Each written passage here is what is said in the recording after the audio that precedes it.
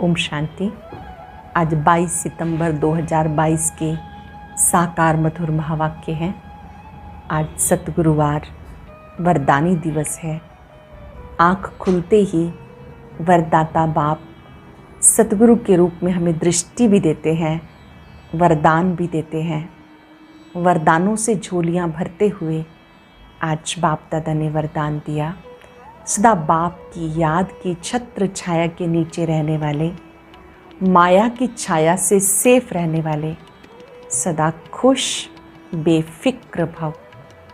बाबा की याद ही छत्र छाया है। यही वो छत्र छाया है जो हमें माया से सेफ रखती है। बाबा को भूल जाते हैं तो माया तंग करती है, उससे युद्ध करनी पड़ती है। इस याद की छत्र छाया के नीचे माया नहीं आ सकती। इसी से आप सदा खुश रहेंगे, बेफिक्र रहेंगे। बहुत ही सुंदर बात आज बाबा ने समझाई कि याद ही सच्ची कमाई है। चलते फिरते उठते बैठते आपको सच्ची कमाई करते रहना है। और जितना जितना आप में ज्ञान की प्रकाष्ठा होती जाएगी, कर्मेंद्रियाँ शांत शीतल हो जाएंगी, बुद्धि की चंचलता समाप्त हो जाएगी। बाबा ही बच्चों को सिखाते हैं, hear no evil, see no evil, talk no evil, think no evil, do no evil. बाबा के बन गए। अब कोई व्यर्थ की बातें ना देखनी है, ना सुननी है, ना बोलनी है। चलते फिरते उठते बैठते एक ही लगन रहे, याद की सच्ची कमाई करनी है। सुनते हैं बाबा के मधुर बोल।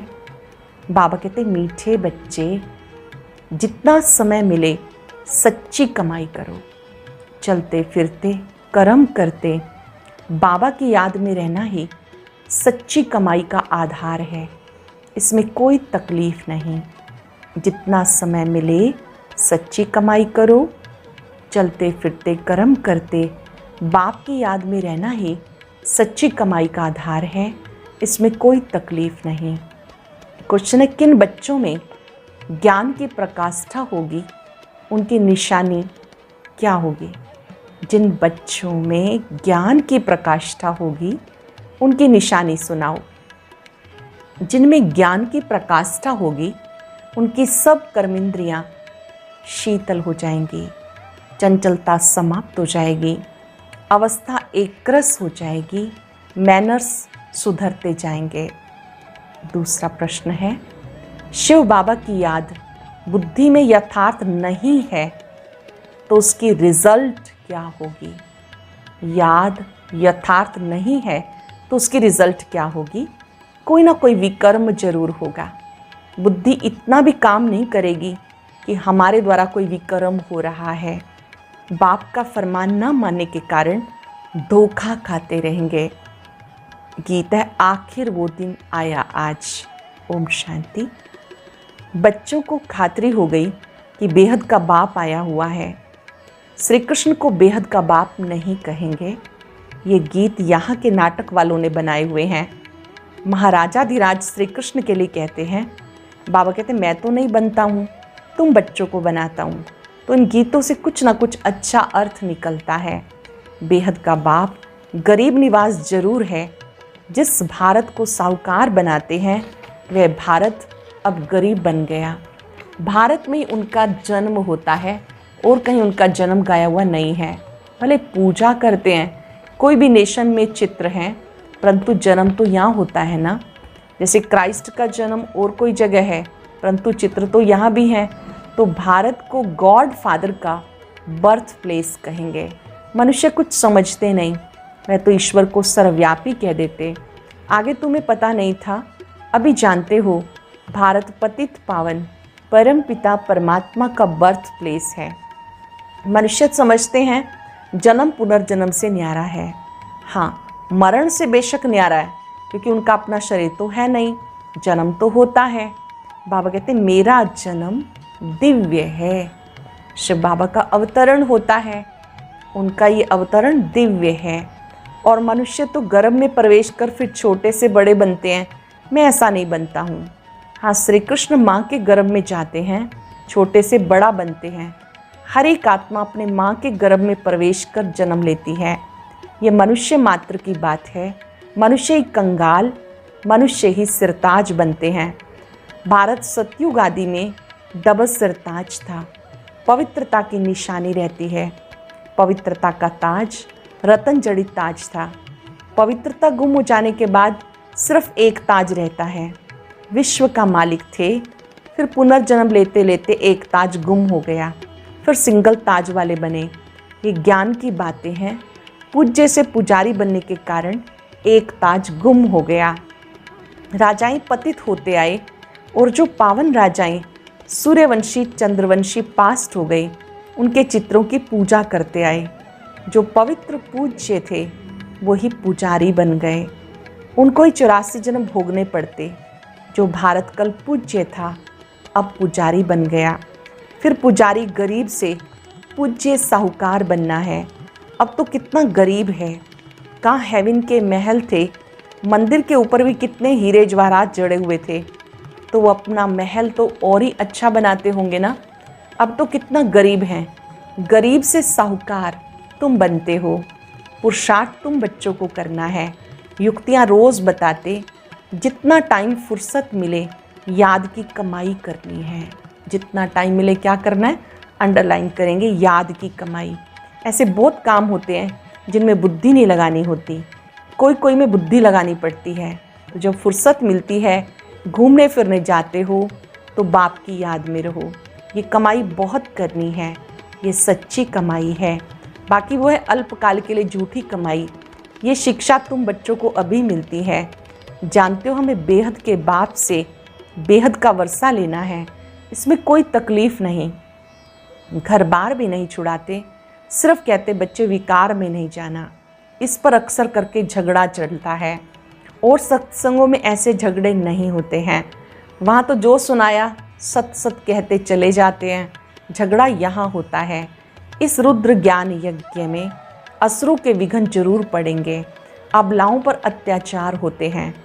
द्रौपदी के लिए भी दिखाते हैं, उसने पुकारा। बाबा की तो शिक्षा है, पवित्र नहीं बनना। जब एकरस अवस्था हो जाए, तब कर्मेंद्रियाँ शीतल हों, तब तक कोई ना कोई चंचलता चलती रहेगी। जब तक ज्ञान की प्रकाष्ठा हो, बुद्धि में ख्याल रहे हमें कंपेनियन होके रहना है। वलायत में बहुत बूढ़े वानप्रस्थी होते, समझते पिछाड़ी में कौन मालिक बनेंगे। बाल बच्चे तो हैं नहीं, इसलिए पिछाड़ी में कंपेनियन बना लेते, फिर भी कुछ उनको देकर चले जाते। तुम लोग तो अखबारें पढ़ते नहीं हो, अखबारों में समाचार आते हैं, तुम बच्चों को कोई वो पढ़ने नहीं। बाबा तो कहते कुछ भी नहीं पढ़े हो तो बहुत अच्छा है, जो कुछ भी पढ़े हो वो भूल जाओ। हमें बाबा ऐसा पढ़ाते हैं जो हम सच्ची कमाई कर विश्व के मालिक बन जाते हैं। बाबा कहते hear no evil, see no evil, talk no evil. ये तुम्हारे लिए है। अब तुम बच्चे मंदिर लायक बन रहे हो। तुम्हें ज्ञान सागर बाप मिला, उनका ही सुनना है। दूसरे की तुम्हें क्या सुनने की दरकार। मनुष्य टीचर के पास, गुरु के पास जाते हैं। गुरु कभी ऐसे कहते हैं क्या कि काम विकार में नहीं जाओ। वो तो पावन बनने की शिक्षा देते ही नहीं। कोई को वैराग आता तो वो घर बार छोड़ के भाग जाते हैं। बाप तो शिवाचार्य हैं, वे ज्ञान का कलश तुम माताओं के सिर पर रखते हैं। बाकी इस पतित दुनिया में लक्ष्मी कहाँ से आई। लक्ष्मी नारायण तो सतयुग में होते हैं। अभी शिव बाबा इन द्वारा समझाते, शिवाचार्य वाच ब्रह्मा मुख से तुम बरोबर स्वर्ग के द्वार खोलते हो। जरूर तुम ही मालिक बनेंगे। स्वर्ग का द्वार खोलते हो, गोया स्वर्गवासी बनने का पुरुषार्थ करते हो। तुम्हारा पुरुषार्थ है नरकवासी मनुष्यों को स्वर्गवासी बनाना।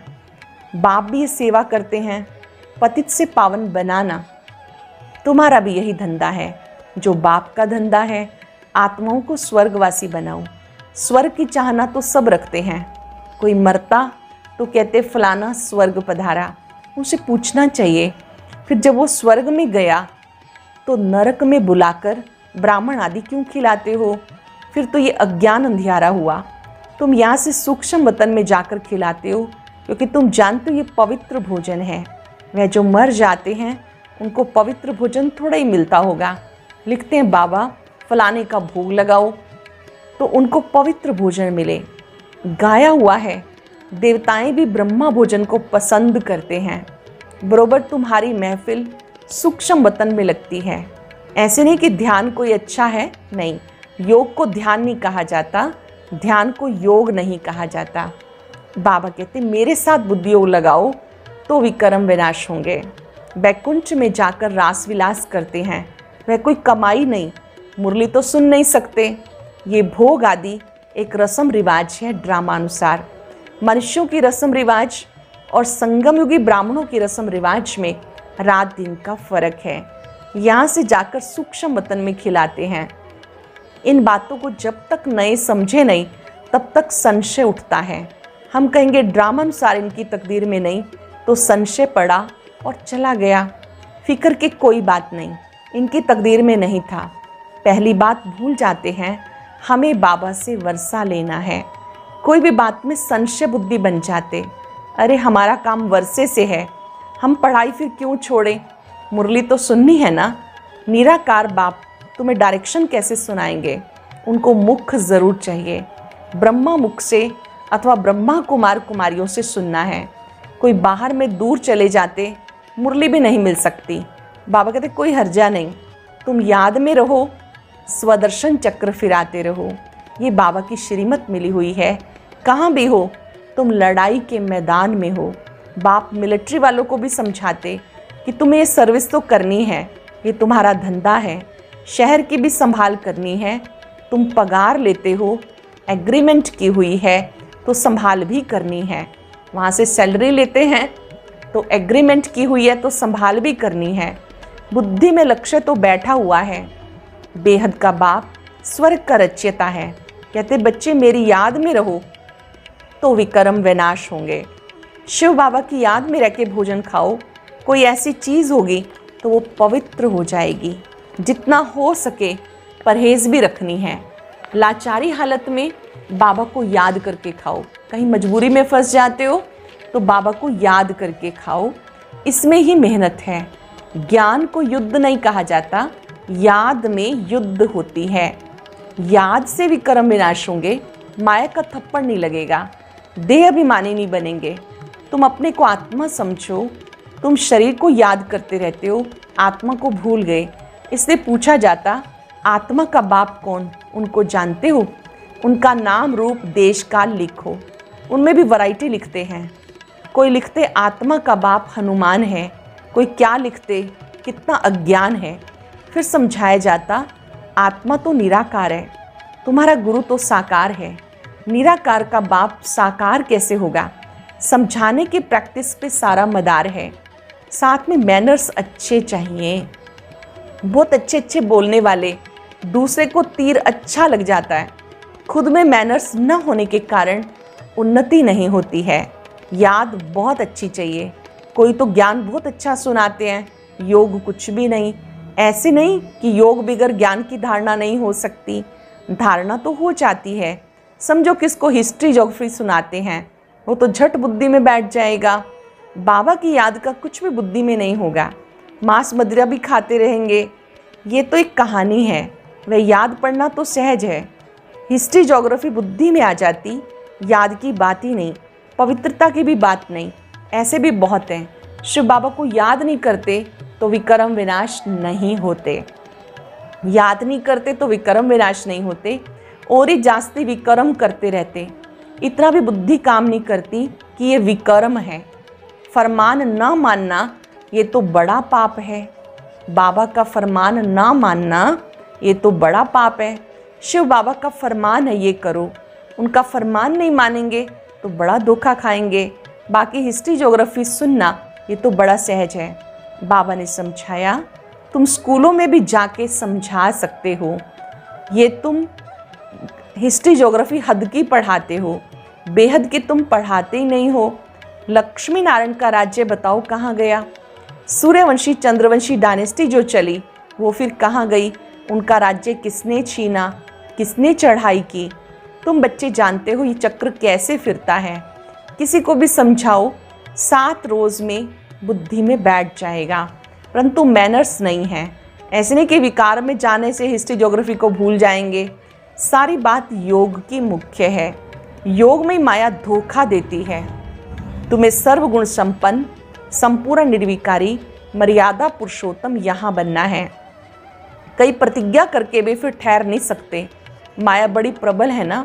बाप को पूरा याद नहीं करते तो विकर्म विनाश नहीं होते, और ये डबल विकर्म करते हैं। उनको पता भी नहीं पड़ता, कहने से भी समझ नहीं सकते। तुम बच्चे जानते हो, बाप गरीब निवास रहम दिल है। हम बच्चों को खास, सबको आम समझाते रहते हैं। इन पर्टिकुलर हम सुखधाम में जाते हैं, खास हम सुखधाम में जाते हैं। इन जनरल मुक्ति धाम में जाते हैं। सतयुग में बरोबर लक्ष्मी नारायण का राज्य था, फिर चंद्रवंशी, उसके बाद इस्लामी बोधि आए तो वह आदि सनातन धर्म गुम हो गया। बड़ का झाड़ कलकत्ते में जाके देखो, फाउंडेशन है नहीं, सारा झाड़ खड़ा है। ये भी ऐसे है। अब फिर से स्थापना हो रही है।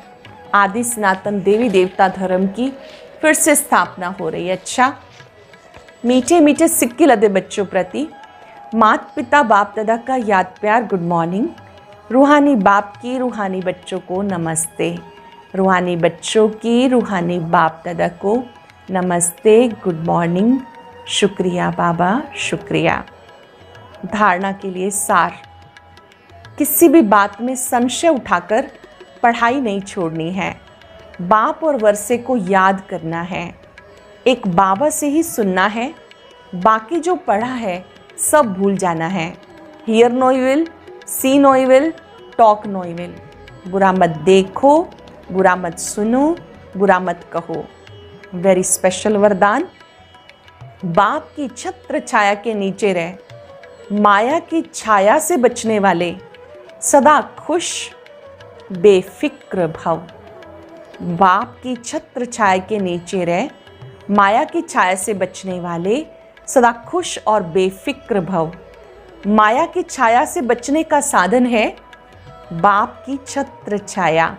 छत्र छाया में रहना अर्थात खुश रहना। सब फिक्र बाबा को दे दिया। जिनकी खुशी गुम होती है, कमज़ोर हो जाते हैं, उन पर माया का छाया पड़ जाता है, क्योंकि कमज़ोरी माया का आह्वान करती है। अगर स्वप्न में भी माया की छाया पड़ गई तो परेशान होते रहेंगे, युद्ध करनी पड़ेगी। इसलिए सदा बाबा की छत्र छाया में रहो। याद ही छत्र छाया है। बहुत सुंदर बात। बाबा की याद ही छत्र छाया है। इस छत्र छाया में रहो तो सदा खुश बेफिक्र रहेंगे। स्लोगन है, जिनका मुरली से प्यार है वही मास्टर मुरलीधर हैं। आज चलते फिरते अभ्यास करेंगे। मैं बाबा की छत्र छाया के नीचे सदा खुश बेफिक्र हूँ। बाबा की शक्तियों की छत्र छाया को अपने सिर पर देखेंगे। ये शक्तियों की छत्र छाया है। यही मेरा सुरक्षा कवच है। इस छाया में माया नहीं आ सकती। 5 सेकंड के लिए शक्तियों के स्रोत बाबा पर टिक जाएं। उनसे निकलती चमकती हुई किरणें मेरा सुरक्षा कवच बन गई हैं। मैं इस छत्र छाया के नीचे बहुत खुश हूं, बेफिक्र हूं। परम सतगुरु बाबा, आपका शुक्रिया। आपने मुझे सदा खुश रहना सिखाया, बेफिक्र बनाया। प्रतिज्ञा करें, पूरा दिन जिसको भी देखेंगे सदा खुश रहने का, बेफिक्र रहने का वरदान देंगे और स्वयं शक्तियों की छत्र छाया में रहेंगे। सदा खुशनसीब भव, बेफिक्र भव। खूब वरदान बांटते जाएंगे। स्वयं छत्र छाया में आनंदित रहेंगे। शुक्रिया। ओम शांति शांति शांति।